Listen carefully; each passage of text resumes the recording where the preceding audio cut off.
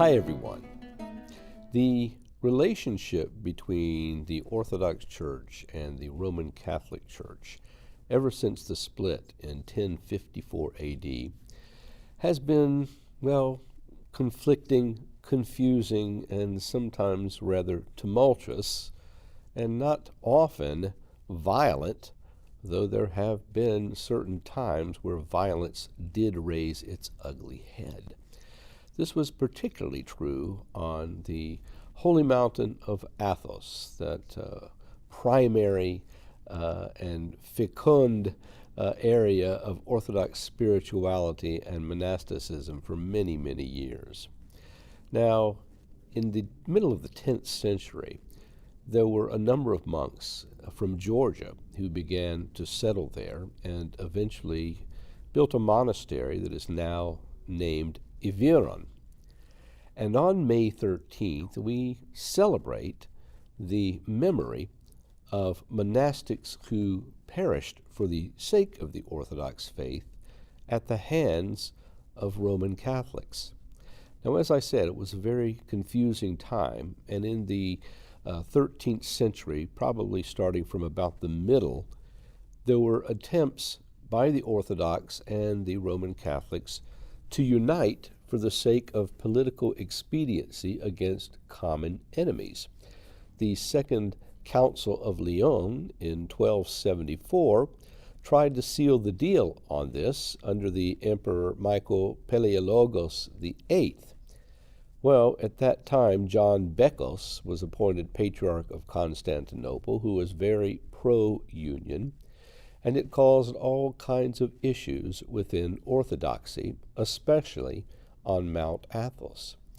Now, there were times at different monasteries like Zographou, Vatopedi, the Church of the Prototon, and others on Athos that were greatly persecuted by the Crusaders coming through and insisting that the Orthodox at that point in time convert to Roman Catholicism.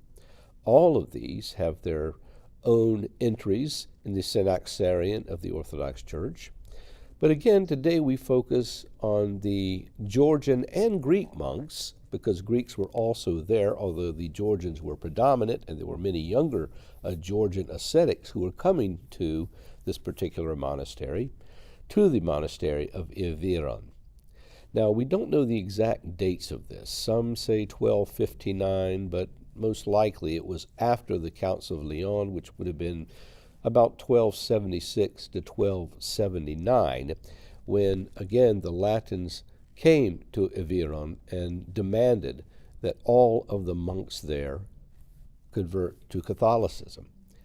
Well, the monks, of course, refused. They proclaimed the Latin errors in the faith, and they even drew up a document condemning them for this.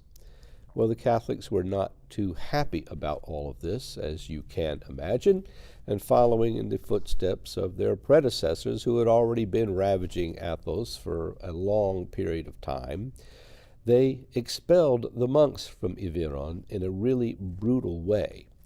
There were around 200 of the older monks who were put into a ship, sent out into the harbor, and drowned there.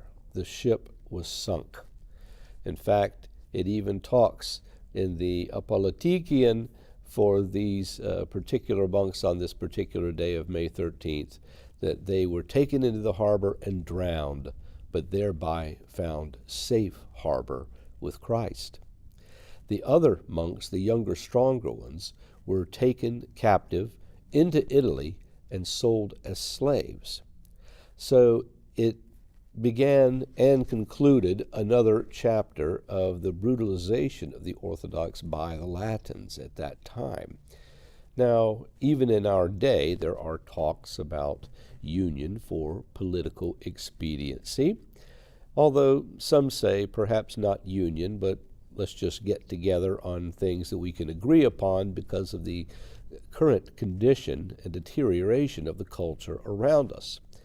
I'm not saying that this is a bad thing. In fact, I think it has many, many good points. But union, as the fathers of the church have always said, has to start with agreement in faith, that there is no negotiation involved, that we have to be in full agreement in order to share the Holy Eucharist.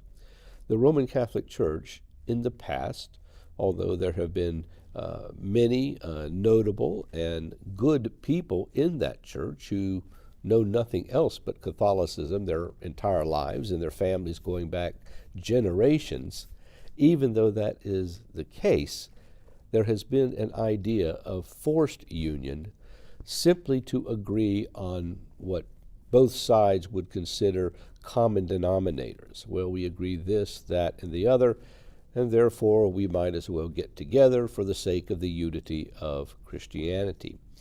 However, this is certainly not the unity that the Lord would have envisioned, because he knew that the faith that he established was Eucharistically oriented, and his prayer was that they all might be one. One means unity in heart, mind, soul, and particularly in doctrine. The Latins, of course, at that time, it was a different age. It was the age of the Crusades.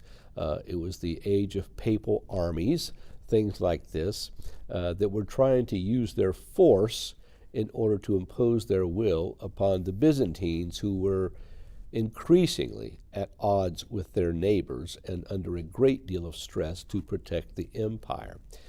We didn't live then, so we can't really judge them according to what we might think is the best thing now, which is true for a lot of different topics these days. But we don't judge them. We don't condemn them for this. But we also understand that the steps that they took were not in accordance with the Orthodox faith. And unfortunately, for many of the monastics on Mount Athos, they had to suffer accordingly. I do say unfortunately that they had to suffer, but then again, their suffering has wrought them crowns of heaven that perhaps we can only dream of achieving one day. But we need to keep all these things in mind when understanding that there were many monks in the Orthodox Church and many lay people too as well back in that day who were willing to sacrifice everything for the purity of the Orthodox faith.